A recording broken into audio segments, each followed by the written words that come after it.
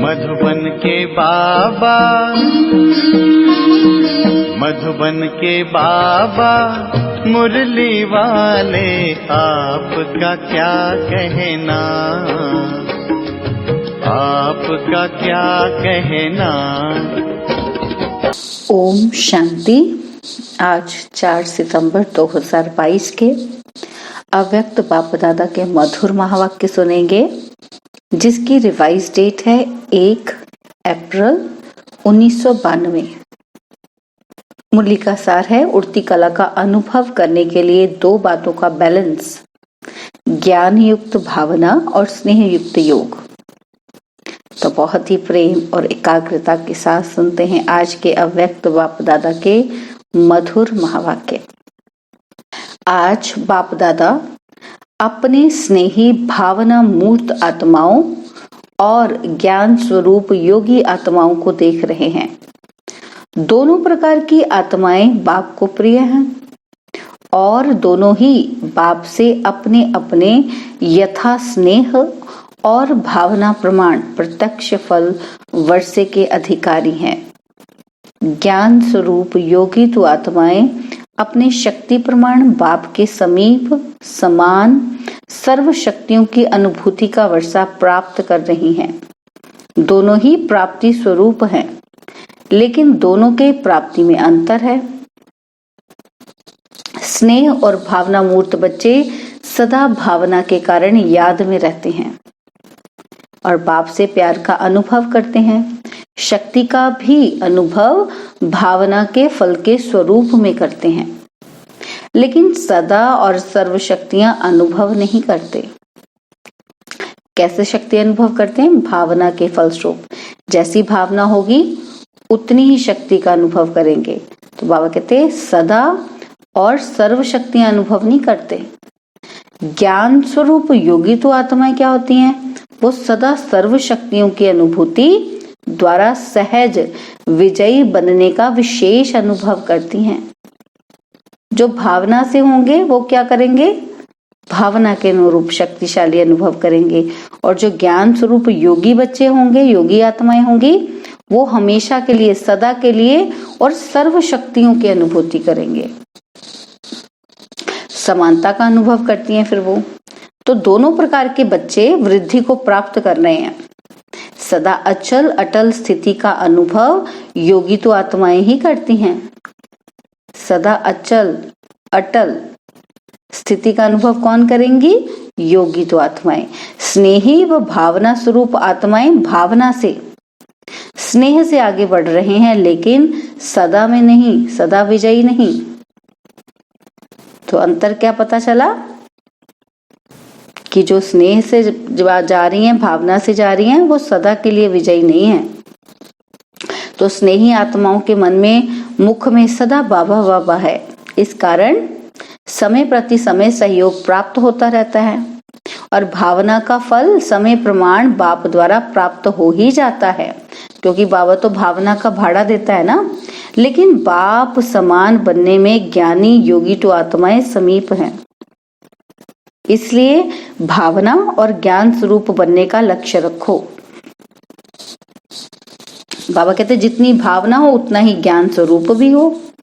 सिर्फ भावना व सिर्फ ज्ञान, यह भी संपूर्णता नहीं है। ज्ञान युक्त भावना और स्नेह संपन्न योगी आत्मा, ये दोनों का बैलेंस सहज उड़ती कला का अनुभव कराता है। बैलेंस ही उड़ती कला का अनुभव कराता है। बाप समान अर्थात दोनों की समानता। तो वर्तमान समय भावना स्वरूप आत्माएं सेवा में ज्यादा आती हैं। ये आत्माएं भी स्थापना के कार्य में, चाहे आदि सनातन देवता धर्म की स्थापना में, चाहे राज्य की स्थापना में, दोनों में आवश्यक है। लेकिन अभी समय प्रमाण ज्ञानी योगी तो आत्माओं की आवश्यकता और ज्यादा है, क्योंकि आगे के समय में वैराग्य वृत्ति के वायुमंडल के कारण भावना स्वरूप आत्माएं और भी सहज आनी ही है। इसलिए सेवा के लक्ष्य में ज्ञानी योगी तो आत्माओं की तरफ अटेंशन ज्यादा चाहिए। किन आत्मा पर? ज्ञानी और योगी आत्मा पर। तो बाबा कहते हैं ऐसी आत्माओं की वृद्धि आवश्यक है। समझा? ऐसे नहीं समझो कि संख्या बहुत बढ़ रही है, लेकिन ऐसी बाप समान सर्व शक्तियों की अनुभूति वाली आत्माएं तैयार करो। कैसी आत्माएं? बाप समान सर्व शक्तियों की अनुभूति हो जिनको, तो वो अनुभूति किनको होगी? ज्ञान स्वरूप आत्माओं को होगी। सर्व शक्तियों की अनुभूति तो वही करेंगे ना। तो बाबा कहते हैं राजधानी की वृद्धि तो अच्छी हो रही है, लेकिन विश्व परिवर्तन में दोनों स्वरूप के बैलेंस वाली आत्माएं ही निमित्त बनती हैं, क्योंकि विश्व परिवर्तन के लिए बहुत सूक्ष्म शक्तिशाली स्थिति वाली आत्माएं चाहिए, जो अपनी वृत्ति द्वारा, श्रेष्ठ संकल्प द्वारा अनेक आत्माओं का परिवर्तन कर सके। स्नेही व भावुक आत्मा स्वयं में बहुत अच्छे चलते हैं, लेकिन वह स्नेह व भावना विश्व के प्रति नहीं होती, स्वयं के प्रति व कुछ समीप आत्माओं के प्रति होती है। तो बेहद की सेवा व विश्व प्रति सेवा बैलेंस वाली आत्माएं कर सकती हैं। तो बेहद की सेवा वह अपनी शक्तिशाली मनसा शक्ति द्वारा, शुभ भावना और शुभ कामना द्वारा होती है। सिर्फ स्वयं के प्रति भावुक नहीं, लेकिन औरों को भी शुभ भावना और शुभ कामना द्वारा परिवर्तित कर सकते हो। तो ऐसी भावना और ज्ञान, स्नेह और योग शक्ति हो, ऐसी आत्माएं बने हो कि सिर्फ स्नेही भावुक आत्माओं को देख खुश हो रहे हो। कल्याणकारी बने हो या बेहद विश्व कल्याणकारी बने हो, ये चेक करो। कुछ लोगों के लिए कल्याणकारी हो कि बेहद विश्व के लिए कल्याणकारी हो, तो बाबा कहते हैं ये चेक करो। तो क्या रिजल्ट है? बाप दादा ने सुनाया कि बाप को दोनों ही प्यारे हैं। दोनों प्रकार की आत्माओं को देख बाप दादा खुश होते हैं। फिर भी स्नेही आत्माएं बन बाप को अपना तो बना लिया ना, पहचान लिया, वर्षे के अधिकारी बन गए, कोटों में कोई की लाइन में आ गए, अपने ठिकाने पर पहुंच गए, तन के भटकने, मन के भटकने से बच गए। इसलिए खुश होते हैं ना, बच्चे भी खुश, बाप भी खुश। खुशकिस्मत वाले तो बन गए ना, बाबा पूछ रहे हैं। दुनिया के हिसाब से डायरेक्ट बाप के बनने वाले देखो कितनी साधारण आत्माएं हैं, और विश्व के शिक्षक के स्टूडेंट देखो कैसे वंडरफुल हैं। तो पढ़ाने वाले ऊंचे ते ऊंचा और पढ़ने वाले साधारण, लेकिन साधारण ही साधारण स्वरूप में आने वाले बाप को जानते हैं। तो बच्चे भी साधारण और बाप जो साधारण स्वरूप में आते हैं उनको जानने वाले भी साधारण। बाप दादा भी कोई वीआईपी बन के तो नहीं आते हैं ना, साधारण रूप में आते हैं। कोई प्राइम मिनिस्टर व किसी राजा के तन में नहीं आते।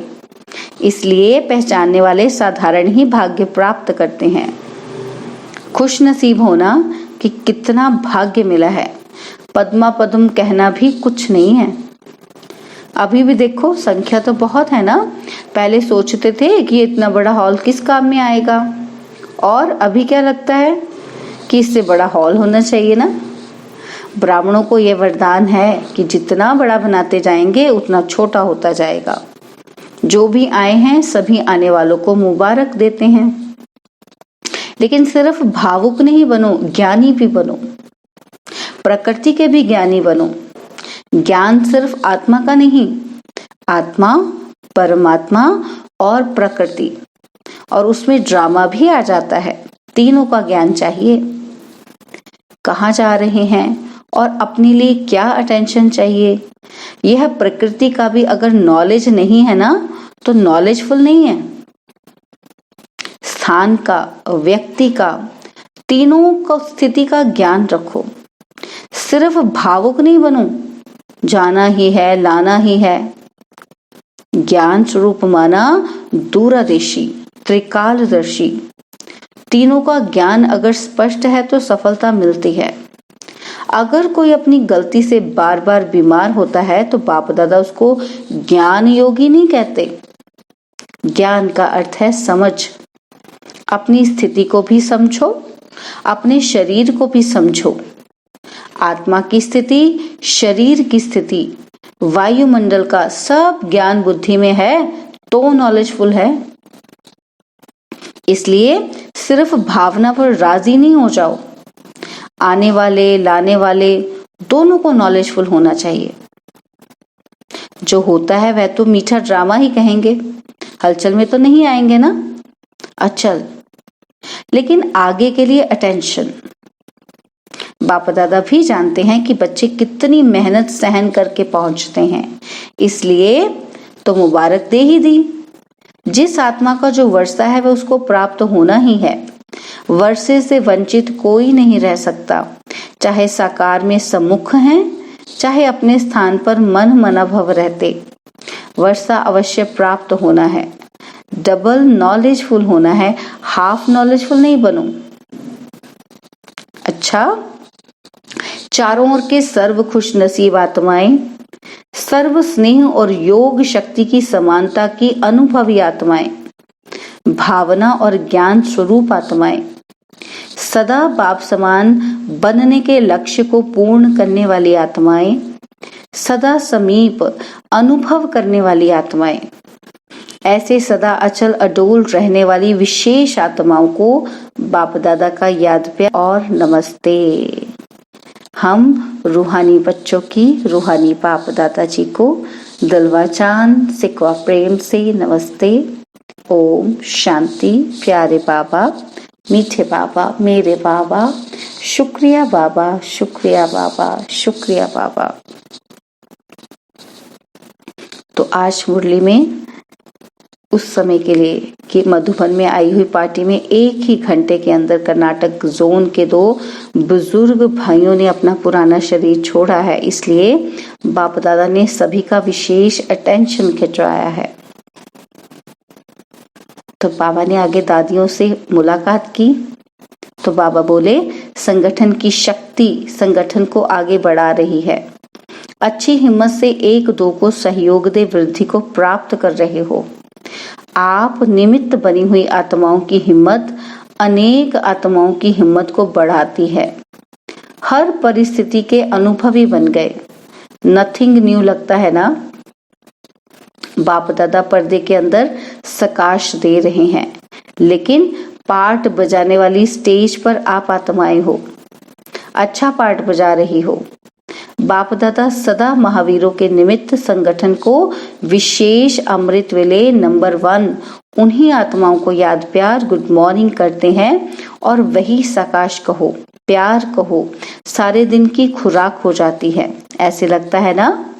सब ठीक है, हिम्मत से सफलता है ही। और अव्यक्त बाप दादा से डबल विदेशी भाई बहनों की मुलाकात। तो बाबा ऑस्ट्रेलिया पार्टी से पहले मिले। ऑस्ट्रेलिया निवासी बच्चों की विशेषता बाप दादा देख रहे हैं। ऑस्ट्रेलिया निवासियों की विशेषता क्या है जानते हो? तो जो पहली बार आए हैं वो नहीं जानते हैं। तो बाबा कहते नए स्थान पर आए हो, वो अपने पहचाने हुए स्थान पर आए हो। यहाँ पहुंचने से कल्प पहले की स्मृति इतनी स्पष्ट हो जाती है जैसे इस जन्म में भी अभी अभी देखा है। यही निशानी है समीप आत्मा की। इसी अनुभव द्वारा ही अपने को जान सकते हो कि हम ब्राह्मण आत्माओं के भी समीप की आत्मा है, वह दूर की आत्मा है, ये भी जान जाते हैं। फर्स्ट नंबर है या सेकंड नंबर है, यही इस अलौकिक संबंध में विशेषता है जो हर एक समझता है कि मैं फर्स्ट जाऊंगा।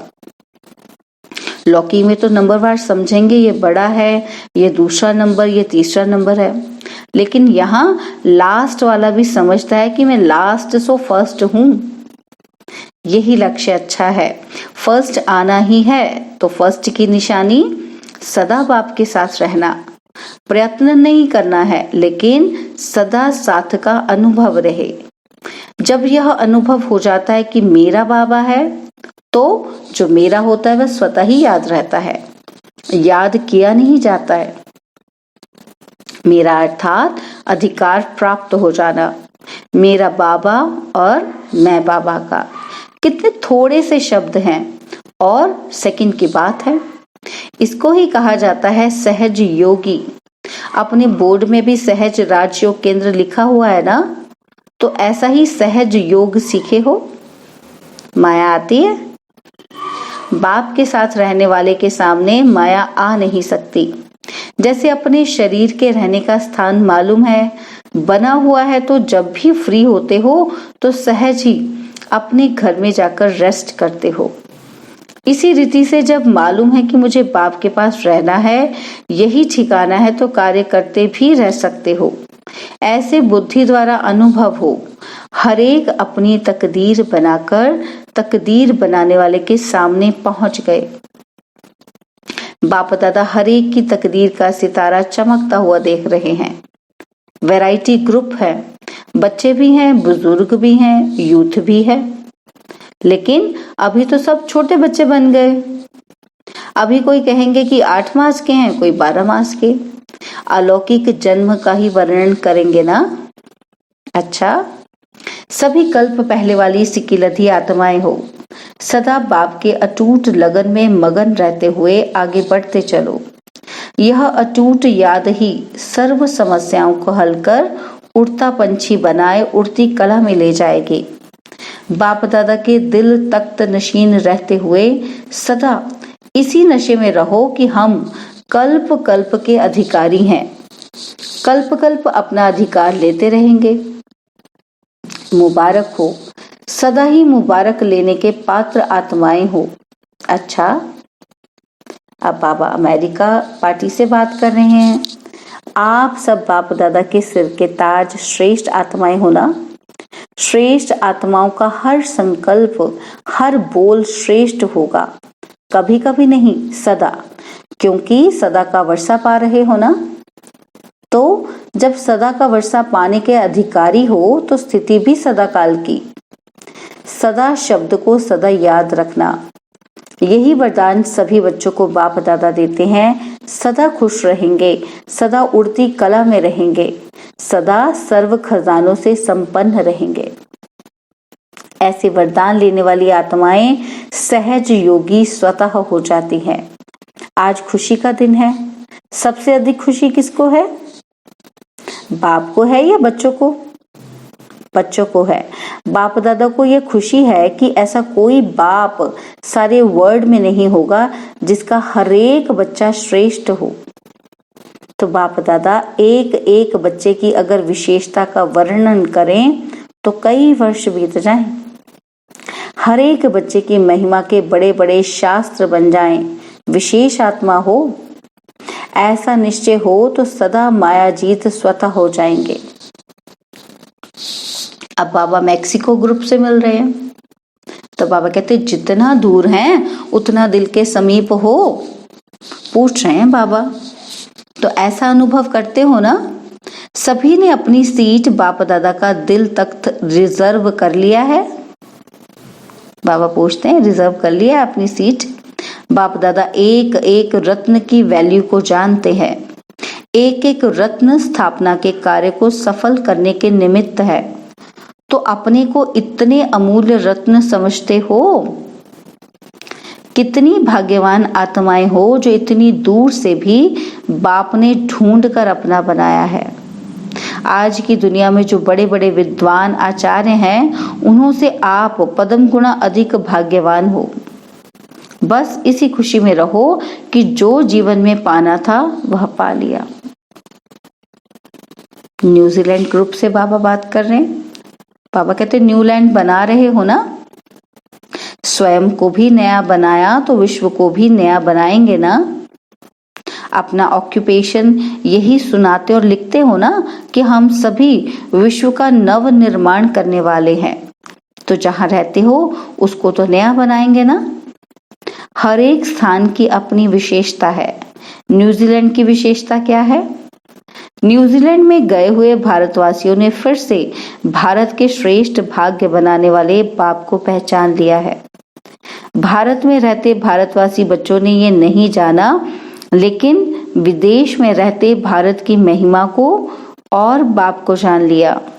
न्यूजीलैंड में भारत के बिछड़े हुए बच्चे अच्छे अच्छे निकले। टीचर्स पीछे मिली हैं, लेकिन सर्विस की स्थापना पहले की, इसलिए हिम्मत वाले बच्चे उमंग उल्लास वाले बच्चे विशेष हैं, समझा? हम रूहानी बच्चों की रूहानी बाप दादाजी को दिलवा चांद सिकवा प्रेम से नमस्ते। बाबा ने वरदान दिया, लगाम के सूक्ष्म धागों को समाप्त कर उड़ती कला में उड़ने वाले संपूर्ण फरिश्ता भव। लगाम के सूक्ष्म धागों को समाप्त कर उड़ती कला में उड़ने वाले संपूर्ण फरिश्ता भव।